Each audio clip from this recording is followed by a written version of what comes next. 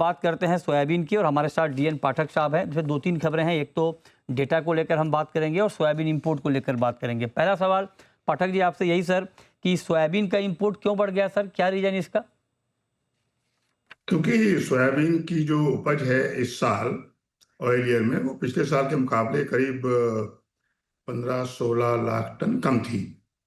तो ऑब्वियसली हालांकि एक्सपोर्ट कम हुआ है तो उतना कुछ मेकओवर हुआ, लेकिन फिर भी क्योंकि उपज कम थी तो सोयाबीन का इंपोर्ट करना पड़ा अफ्रीकन कंट्री से, जहाँ से जीरो ड्यूटी पे सामान आता है।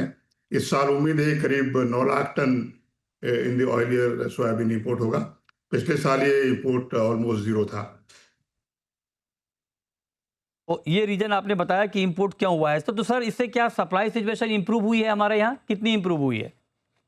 ऑब्वियसली जैसे मैं अभी जो हमारी एसएनडी है सितंबर एंड तक के एस्टिमेटेड, उसमें हम अनुमान कर रहे हैं कि करीब 7.5 लाख टन सोयाबीन का स्टॉक कैरी ओवर होगा। अगर ये इंपोर्ट नहीं होता तो डेफिनेटली कैरी ओवर की बजाय एक शॉर्टेज रहती, जो कि पोल्ट्री इंडस्ट्री को डोमेस्टिक डिमांड को मीट करने में काफी नहीं होती। तो इसके इंपोर्ट जरूरी था क्योंकि उपज कम थी। बिल्कुल। तो ये महत्वपूर्ण बात है जो बात आपने बताई है कि इससे क्या इम्पैक्ट होगा। अब सर ज़रा मैं डेटा पे आता हूँ। डेटा को लेके बड़ी हलचल हो रही है, तो डेटा पे के ऊपर आप क्या प्रोएक्टिवली काम कर रहे हैं कि डेटा एक्यूरेट हो, टाइमली हो और उससे सही डायरेक्शन मार्केट का समझ में आए?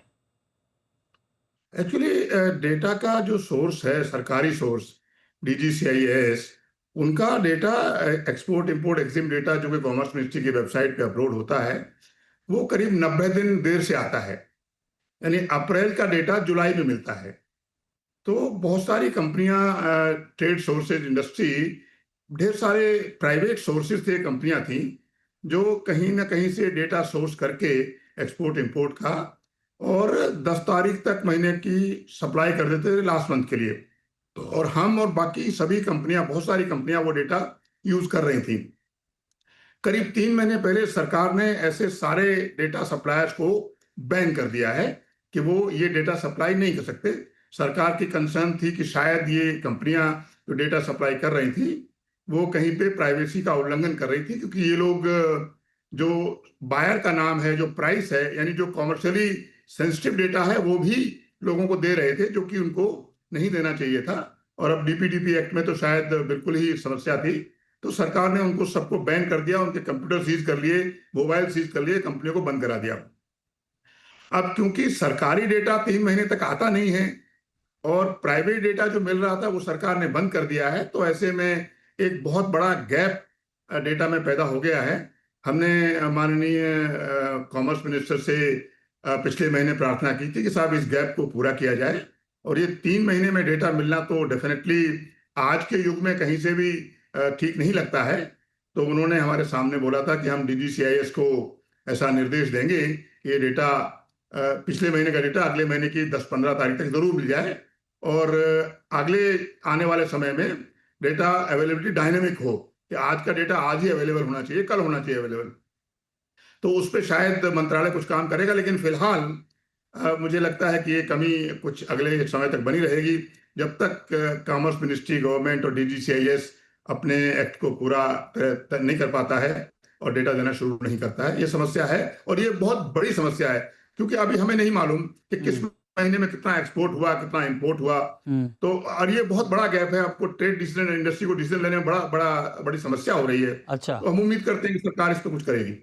ये बहुत अच्छी पहल आपने बताई। तो मतलब ये कि अगली बार जब आप सोपा सर्वे करेगा सोयाबीन की सोइंग का या प्रोडक्शन का, तो अगले दिन सर मैं आपको जोड़ लूंगा, डेटा बता देंगे आप?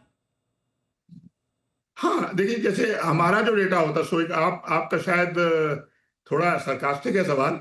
नहीं नहीं सर, सरकास्टिक नहीं है है। नहीं है, हाँ लेकिन कोई बात नहीं। हाँ थोड़ा सरकास्टिक तो है। हाँ लेकिन जैसे मेरी टीम मान लीजिए आज सर्वे करने जाएगी, हाँ। अब वो 10 दिन बाद लौट के आएगी। हम्म। जब वो 11वें दिन आएगी तो मैं 11वें दिन डेटा रिलीज करूंगा। हाँ। अब जो डेटा मेरी टीम ने 10 दिन पहले लिया था, हम्म। वो तो 10 दिन पुराना ही रहेगा, ठीक बात है। और उसको तो ना आप कुछ कर सकते हैं, सरकार भी कुछ नहीं कर सकती। लेकिन वो डेटा करंट होगा, जब मैं उसको रिलीज करूंगा हाँ। तो वो 10 दिन पुराना सर्वे होगा, और वो एज करंट एज पॉसिबल होगा। हाँ मतलब 10 दिन अभी ही का पुराना डेटा होगा, अभी ज्यादा मैं नहीं दे होगा। दूं, जैसे अभी मान लीजिए सोइंग हो रही है और मैं आपको अभी बता दूं कि कितने किसान खेत में हैं, वो तो संभव नहीं है, ठीक लेकिन बात है। एज पॉसिबल एज करंट होगा वो। नहीं ठीक बात है, वो बिल्कुल जो जो प्रैक्टिकली जो पॉसिबल है वही हो पाएगा। अब चूंकि सर्वे बिल्कुल का एक पूरा प्रोसेस होता है, कंप्लीट होगा तभी आप बता पाएंगे। लेकिन कभी कभी मैं ये गुस्ताखी करूंगा कि मान लीजिए आप विदर्भ के इलाके में हैं या आप एमपी में किसी और इलाके में हैं, अब मुझे मालूम चलेगा पाठक जी इलाके में हैं, सर्वे कर रहे हैं, तो मैं वहाँ का पूछ लूंगा आपसे फ़ोन करके कि सर आप जिस इलाके एब्सोल्युटली, में हैं अभी वहाँ का पर अभी, क्या। तुरंत का तुरंत। हाँ जी। तुरंत, तो ये अच्छी बात है सर, बहुत बढ़िया आपने। अच्छा सर, ओवरऑल अभी तक की सोइंग की क्या स्थिति है सोयाबीन की, ठीक ठाक है, सेटिस्फैक्ट्री है? अब मैं पिछले हफ्ते तक बोल रहा था कि ठीक ठाक है, बहुत अच्छा है, एरिया हम्म बढ़ेगा, लेकिन अभी मुझे कुछ कंसर्न लग रहे हैं। हम्म। मैं बड़ी फर्वेंटली होप कर रहा हूँ ओके। कि रेन गॉड कुछ कृपा करेंगे, वरुण देव, और हम्म बारिश होगी अगले 3 4 5 दिन में। हम्म नहीं तो एरिया मुझे लगता है कि अगले पिछले साल के मुकाबले उतना ही रह पाएगा, बढ़ने का उम्मीद अब कम लगती है। अगर बारिश हो गई तो मुझे कोई चिंता नहीं है, क्योंकि फसल जिस स्थिति में अभी है कोई नुकसान नहीं हो पाया है। लेकिन अगर अगले 1 हफ्ते 10 दिन में बारिश नहीं हुई तो फिर यील्ड का नुकसान होना और थोड़ा बड़ा नुकसान होना शुरू हो जाएगा।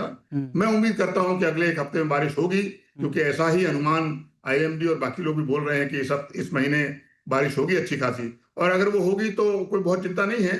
महाराष्ट्र में थोड़ी जर्मिनेशन की समस्या रिपोर्ट में आई है कि किसानों ने जो बीज इस्तेमाल किया है वो शायद ठीक नहीं था, या कुछ किसानों ने इस उम्मीद में बुवाई कर दी कि कल बारिश होगी तो मेरा काम हो जाएगा, हम्म और वो बारिश क्योंकि हुई नहीं तो वो बीज खराब हो गया। तो हम्म ऐसी कुछ समस्या महाराष्ट्र में आई है। राजस्थान में भी ऐसी कुछ समस्या देखी गई है। ओवरऑल मैं कहूंगा कंडीशन नॉर्मल है। अभी तक मैं होपफुल हूँ, हम्म। और आगे बारिश कैसी होती है उस पर डिपेंड करेगा कि ओवरऑल यील्ड और प्रोडक्शन कैसी रहेगी। ऐसा आज तक का अनुमान तो ये है।